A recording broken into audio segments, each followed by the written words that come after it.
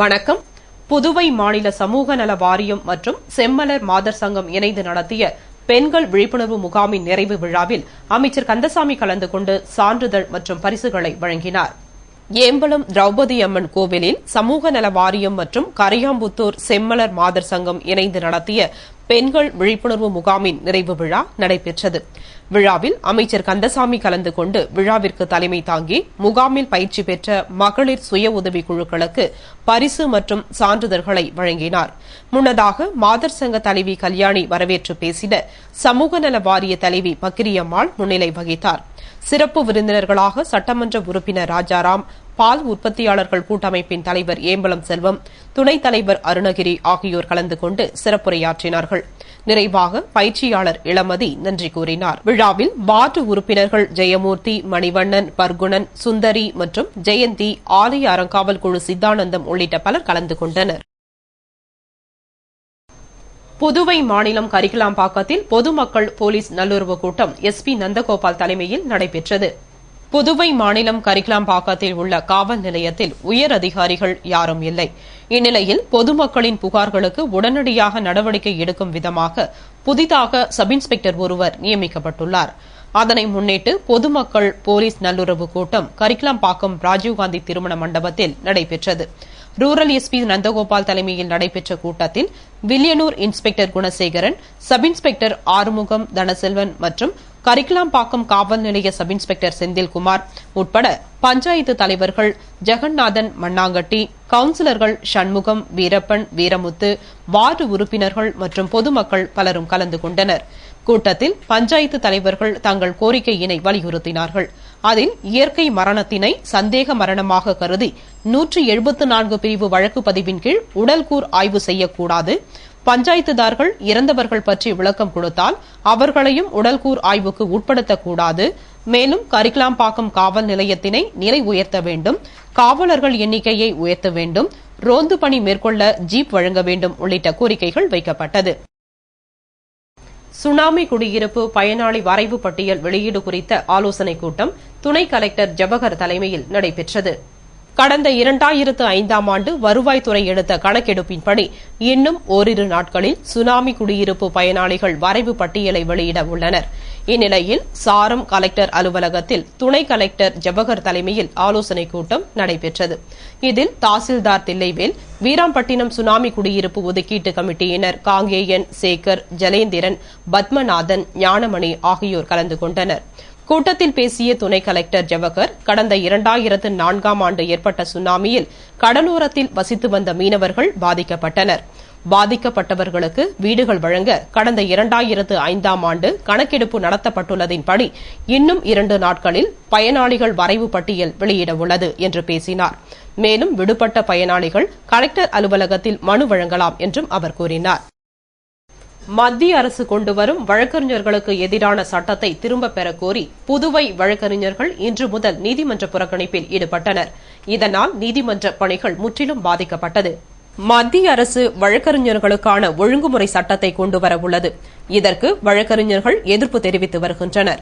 தங்களின் எதிர்ப்பினை தெரிவிக்கும் வகையில் இன்று முதல் வரும் 24ஆம் தேதி வரை ஆகிய 3 தினங்களுக்கு நீதிமன்றத்தை புறக்கணிக்கப் போவதாக வழக்கறிஞர்கள் சங்கத்தினர் முடிவு செய்துள்ளனர். இதன்படி தமிழ்நாடு மற்றும் புதுவையில் வழக்கறிஞர்கள் நீதிமன்ற புறக்கணிப்பில் ஈடுபட்டனர். இதனால் நீதிமன்ற பணிகள் முற்றிலுமாக பாதிக்கப்பட்டது. நீதிமன்ற புறக்கணிப்பில் ஈடுபட்ட வழக்கறிஞர்கள் சார்பில் பொதுச் செயலாளர் இது சம்பந்தமாக எமது செய்தி பிரிவுக்கு கூறுகையில், லீகல் பிராக்டிஷனர்ஸ் ஆக்ட் 2010 என்ற சட்டம் வழக்கறிஞர்களுடைய நலனுக்கும் தொழில் பாதிப்பை ஏற்படுத்தும் வகையில் உள்ளது. அதை அறிமுகப்படுத்தக்கூடாது என்றும் நிறைவேற்றக்கூடாது என்பதை வலியுறுத்தி தமிழ்நாடு மற்றும் புதுச்சேரி கீழமை நீதிமன்றங்களின் கூட்டமைப்பு சார்பாக இன்றும் நாளையும் நாளை மறுநாள் ஆகிய 3 தினங்கள் நீதிமன்ற புறக்கணிப்பு செய்வதென முடிவெடுக்கப்பட்டுள்ளது. அதன் அடிப்படையில் பாண்டிச்சேரி வழக்கறிஞர் சங்கம் அதன் உறுப்பினர்கள் 750 நபர்கள் நீதிமன்ற புறக்கணிப்பில் ஈடுபட்டுள்ளோம் என்பதை தெரிவித்துக் கொள்கிறோம். விளம்பர இடைவேளைக்கு பிறகு செய்திகள் தொடரும்.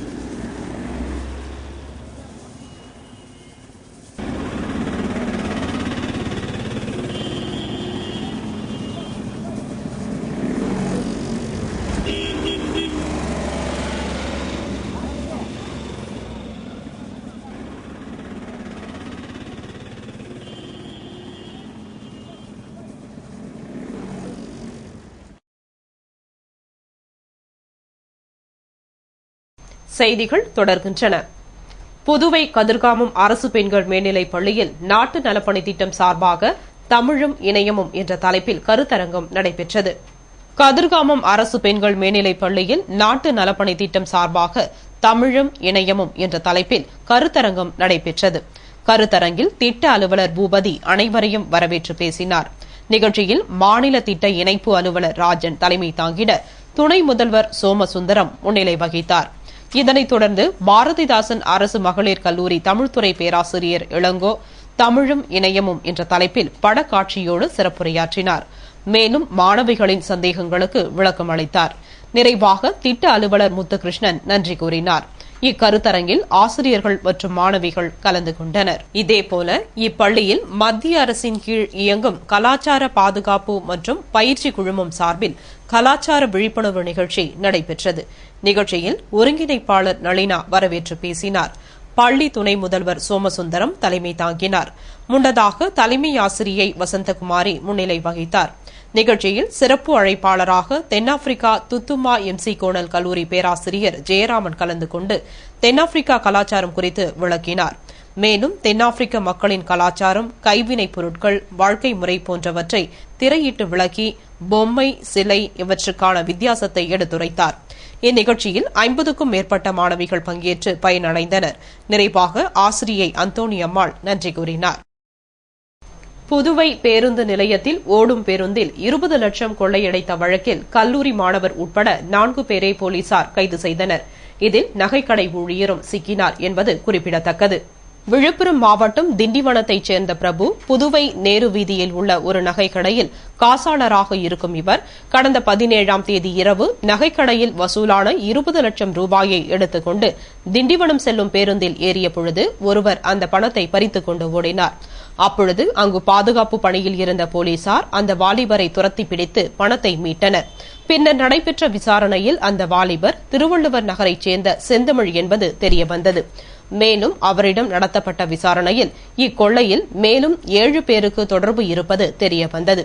அதன் அடிப்படையில் கொள்ளையடித்த பணத்துடன் செந்தமிழை மோட்டார் சைக்கிளில் ஏற்றிச் செல்ல காத்திருந்த கருவடிக்குப்பம் விஷ்ணு நகரைச் சேர்ந்த சீனு என்கிற சீனிவாசன், முத்தியால்பேட்டை பிரபு, திருவள்ளுவர் நகர் முகேஷ், ரெயின்போ நகர் வடிவேலு ஆகியோரை உருளியன்பேட்டை போலீசார் கைது செய்தனர்.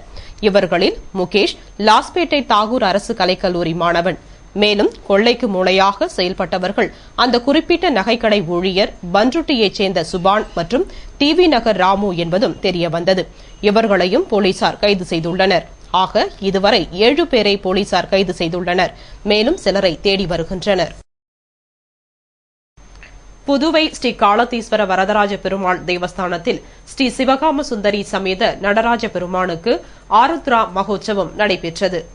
புதுவையில் செட்டிக்கோயில் என்று அழைக்கப்படும் ஸ்ரீ காலத்தீஸ்வர வரதராஜ பெருமாள் தேவஸ்தானத்தில் ஸ்ரீ சிவகாம சுந்தரி சமேத நடராஜ பெருமானுக்கு ஆருத்ரா மகோத்சவம் நடைபெற்றது. மகோத்சவத்தை முன்னிட்டு சிவகாம சுந்தரி சமேத நடராஜ பெருமானுக்கு காலை வெள்ளை சாத்துப்படி நடைபெற்றது. பின்னர் வீதி உலாவும் நடைபெற்றது. மாலை மகா அபிஷேகமும் திருவாபரண அலங்காரமும் செய்யப்பட்டது. இதனைத் தொடர்ந்து சோட சோபாசார பூஜையும் ஆருத்ரா மகா தரிசனமும் நடைபெற்றது. தரிசனத்தினைத் தொடர்ந்து நடராஜ பெருமான் உள்புறப்பாடு நிகழ்ச்சியும் வெகு சிறப்பாக நடந்தது. புதுவை வடமுகுத்து வகுப்பு பேரி செட்டியார் சங்கம் சார்பில் 71ஆம் ஆண்டாக நடத்தப்பட்ட மகோத்சவத்தை காண ஏராளமான பக்தர்கள் திரண்டனர்.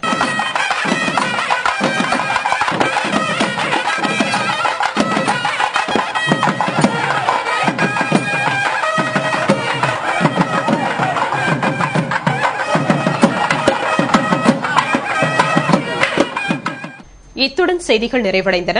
வணக்கம்.